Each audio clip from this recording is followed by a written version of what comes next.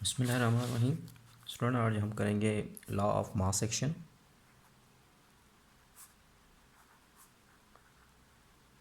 Law of mass action और क्या है इस पर? लॉ ऑफ मास एक्शन को करते हैं। This law is proposed by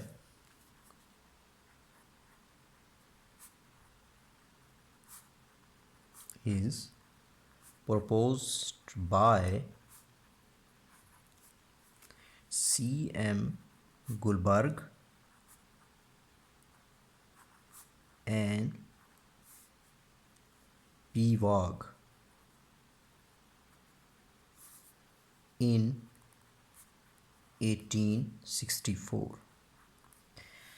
ये जो लॉ था इसको प्रपोज करने किया वो किसने किया था? C.M. गुलबर्ग एंड पी वाग इन 1864 में इसको प्रपोज किया।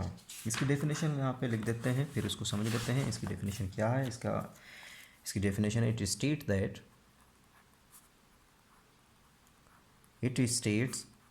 That the rate at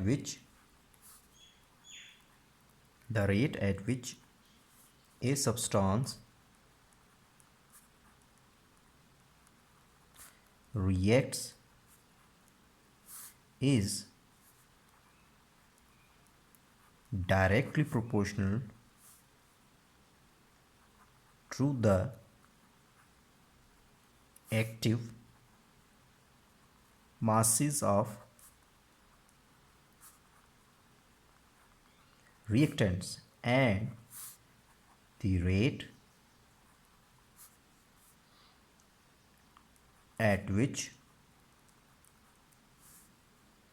the reaction proceeds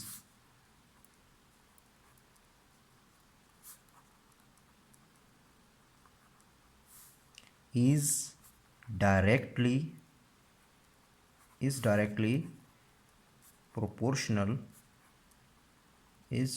proportional to the product of the active masses of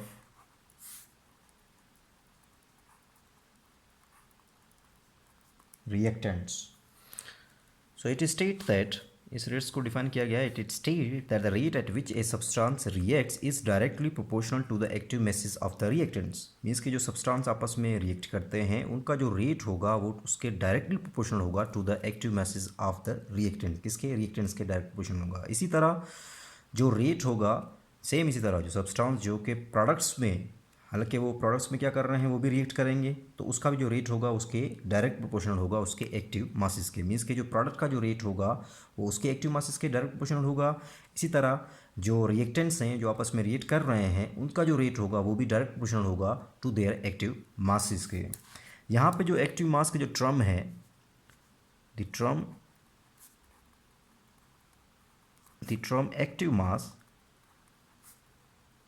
ये जो टर्म है एक्टिव मास, ये रिप्रेजेंट करती है कंसंट्रेशन को, represents the concentration.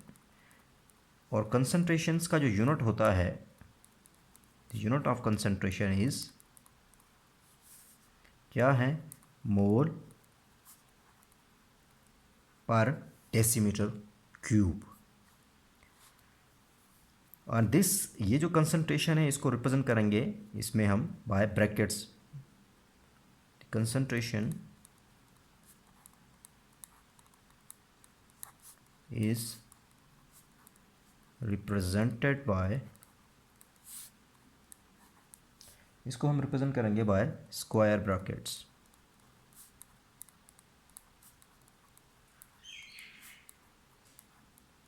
Square brackets के ज़रिए आप इसको करेंगे। अब हम इसको समझेंगे बाय एग्जांपल के ज़रिए ताकि ये लॉ हमारा क्लियर हो जाए। लेट सपोज हम एक कोई भी हाइपोथेटिकल रिएक्शन ले लेते हैं, आर्बिट्री कोई भी आप ले लें, मर्जी आपकी। लेट सपोज आपके पास एक ए है, A plus B B, reversible reaction C C plus D D. हम ऊपर से पढ़ चुके हैं कि जो रेट होगा वो रिएक्टेंट्स का वो क्या होगा, direct proportion to their active mass. इसी तरह जो रेट होगा किसका, प्रोडक्ट का रेट होगा, वो भी उसके अपने ही एक्टिव मासेस के डायरेक्ट प्रोपोर्शनल होगा। तो ये वाला जो रिएक्शन आपको पता है that is goes to the forward reaction, और ये वापस आ रहा है तो ये कौन सा रिएक्शन हो जाएगा, रिवर्स रिएक्शन। ये हम पढ़ चुके हैं। So the rate of forward reaction, the rate of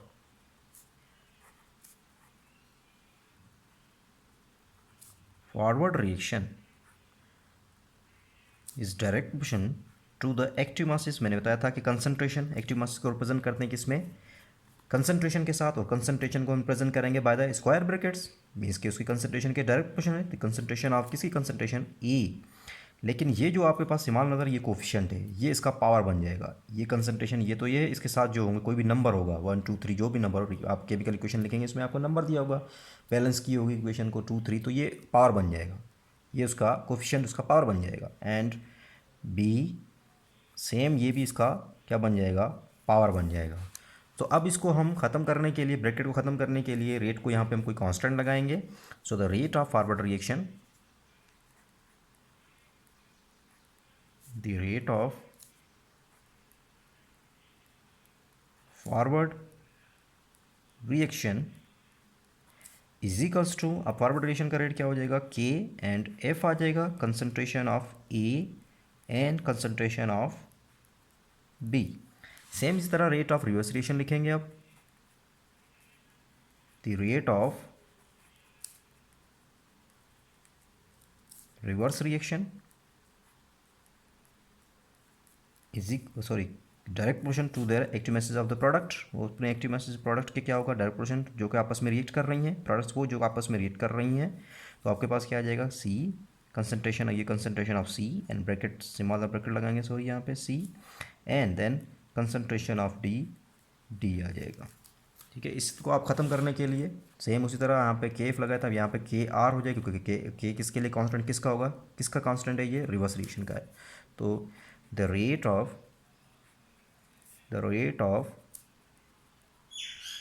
reverse reaction, the rate of reverse reaction is equals to Kr, concentration of C and concentration of D. At equilibrium state हमें पता है कि equilibrium से rate of forward reaction किसके बराबर होता है, rate of reverse reaction के बराबर होते हैं आपस में दोनों। इक्विलिब्रियम जब स्टेट कायम हो जाती है तो दोनों एक दूसरे के क्या हो जाते हैं, बराबर हो जाते हैं। तो एट इक्विलिब्रियम स्टेट लिखेंगे eight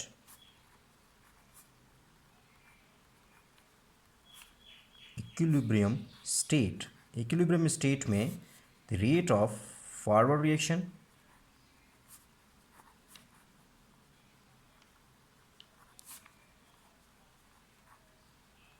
that is equals to the rate of reverse reaction। ठीक है, तो रेट ऑफ फॉरवर्ड रिएक्शन जो है वो किसके, अब रेट ऑफ फॉरवर्ड रिएक्शन आपने इसकी इक्वेशन पुट कर दें, रेट ऑफ फॉरवर्ड रिएक्शन की के एफ है, इसकी जगह पे आप लगा दें, क्या आ जाएगा, के F concentration of A power coefficient बन गया, बी कोफिशिएंट पावर बन गया इसका। इसी तरह के आर रिवर्स का भी आप लिखेंगे वैल्यू इसकी, तो आपके पास क्या आ जाएगा यहाँ पे, C small C and T तक समझ आ गई। अब आप क्या करेंगे, के एफ को उधर ही रहने दें, के आर को नीचे लें और इस इक्वेशन को उधर ले जाएं। ठीक है, तो आपके पास आएगा, रीअरेंज कर लें इक्वेशन को, के एफ डिवाइडेड बाई इसको ले आए इधर के आर इज इक्वल्स टू, ये उसी तरह रहेगा, C concentration of D and then concentration of A, इसका पावर ए है, कंसंट्रेशन ऑफ बी, इसका पावर क्या है, बी है। तो के एफ एंड के आर, अब के एफ एंड के जो होता है ये क्या है, इक्विलिब्रियम कांस्टेंट है, क्योंकि दोनों का रेट बराबर होता है इक्विलिब्रियम पे, तो हम इसको रिप्रेजेंट करते हैं के सी के साथ, के सी। ठीक है ना, के सी क्या है, इसको हम क्या कहेंगे, equilibrium constant expression. K C is called equilibrium constant expression, equilibrium constant expression कहते हैं, ठीक है। सो इक्विलिब्रियम कांस्टेंट एक्सप्रेशन दोबारा इसको हम ये लिखेंगे, इसकी जगह के सी आ जाएगा, तो ये इक्विलिब्रियम कांस्टेंट इक्वेशन कैसे आ जाएगी, K C is equals to concentration of C C concentration of D T divided by concentration of A and concentration of B आ जाएगा। So thus equilibrium expression for any reactions can be written from its balanced equation। Means कि आप Kc जो है equilibrium जो constant expression है किस कोई भी आप रिएक्शंस का उसकी बैलेंस केमिकल इक्वेशन में से आप उसको लिख सकते हो। तो याद रखिएगा आपने क्या करना है, जो प्रोडक्ट होगी टेकन इन द न्यूमरेटर, जो प्रोडक्ट्स होगी किसी भी केमिकल इक्वेशन में जो प्रोडक्ट होगी उसको आप लोगों ने न्यूमरेटर में लिखना है, रिटन इन द न्यूमरेटर।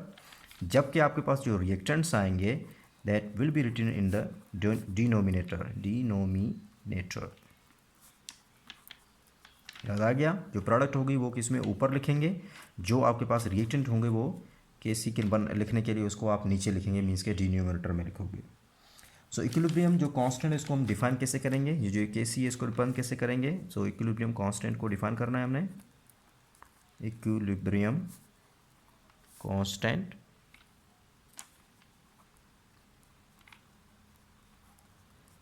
इसको कैसे डिफाइन करते हैं, द रेशियो, ये क्या है, किसका रेशियो है, प्रोडक्ट एंड रिएक्टेंट का, the ratio of the product of the concentration of the ratio of the product of the concentration of products, means के प्रोडक्ट ये दोनों आपस में प्रोडक्ट ये आपस में प्रोडक्ट है, ये आपस में मल्टीप्लाई और प्रोडक्ट है ना, लेकिन किसका, प्रोडक्ट का कंसंट्रेशन का टू द प्रोडक्ट, ये भी आपस में product to the concentration reactants each raise to the power equal to the coefficient, जो उसकी जो पावर होगी वो किसके बराबर होगी, coefficient in the balanced chemical equation. तो हम लिखेंगे the ratio of product, the ratio of product of किसका, प्रोडक्ट किसका रेशियो होगा, concentration of product, the ratio of product of concentration of product to किसका होगा, द प्रोडक्ट of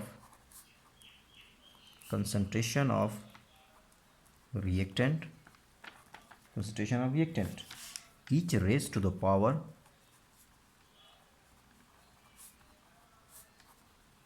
ये जो पावर होगी वो किसके इक्वल होगी, is equal to the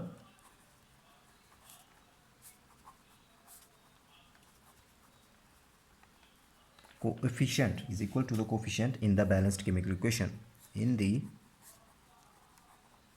balanced chemical equation, in the balanced chemical equation। So Kc जो होती है ये कंसंट्रेशन पे डिपेंड नहीं करती, Kc does not depend upon the initial concentration, Kc जो है वो इनिशियल कंसंट्रेशन पे डिपेंड नहीं करती, does not depend upon the initial concentration but is depend upon the temperature, ये किस पे डिपेंड करती है, टेम्परेचर पे डिपेंड करती है। ये था आज का आप लोगों का लेक्चर, समझ आ गई। अब यहाँ पे आपने एग्जांपल देख सकते हैं, मैं आपको बुक में दिखा देता हूँ, सिंपल सी बात, इसको लिखने की बजाय ज़रूरत नहीं है। यहाँ पे आपके पास है राइटिंग इक्विलिब्रियम कांस्टेंट एक्सप्रेशन, आप लोगों ने लिखना है। यहाँ पे लिखा है कि कोल, ये आपके पास कोल है, can be converted to a gaseous fuel, आप इसको गैसियस फ्यूल में कन्वर्ट करते हो एज ए किसके तौर पे, मीथेन के तौर पे। सो कोल रिएक्ट विथ हॉट स्टीम, ये कोल क्या करता है, हॉट स्टीम के साथ रिएक्ट करता है to form CO and H2, वो क्या बनाता है, CO एंड H2। फिर मजीद these gases can react further to give methane, और आपस में रिएक्ट कर आखिर में क्या देती हैं, ये मीथेन देती है। आपने इसका इक्विलिब्रियम कांस्टेंट कैसे लिखोगे, तो आप क्योंकि ये वाली आपके पास मीथेन है, प्रोडक्ट आपके पास ये बन रही है, तो आपके पास आ जाएगा Kc is equals to, product ऊपर लिखेंगे concentration of CH4 and concentration of H2O, फिर आप लिखोगे concentration of CO and concentration of H2। देखें ये जो कोफिशिएंट है ये उसका पावर बन जाएगा, समझ आ गई। अब सेल्फ असेसमेंट एक्सरसाइज आप लोगों ने करनी है, following the reactions can occur during the lightning और स्टॉर्म्स में, इसका मैं आपको यहाँ पे करवा देता हूँ, एक क्वेश्चन 1 करवा देता हूँ सेल्फ असेसमेंट एक्सरसाइज का। सेल्फ असेसमेंट कौन सी है, 9.2 है, इसका आप देख सकते हैं कि 3O2 कन्वर्ट हो रहा है इसमें 2O3 में, तो इसकी आपने Kc लिखनी है। तो Kc कैसे लिखेंगे, कंसंट्रेशन ऑफ O3 एंड ये इसका पावर बन जाएगा, कंसंट्रेशन ऑफ O2 और ये इसका क्या बन जाएगा, सॉरी 2 है एंड 3। बाकी की आपने क्वेश्चन नंबर 2 है, इसकी बाकी आप लोगों ने मुझे चेक करवाएंगे, इसकी Kc वैल्यू सबकी निकालनी है। इसी तरह प्रोडक्ट को ऊपर लिखेंगे, रिएक्टेंट के नीचे जो कोफिशिएंट होगा उसका पावर बन जाएगा। यहाँ तक आज आप लोगों का टॉपिक ख़त्म हो गया। अल्लाह हाफिज़।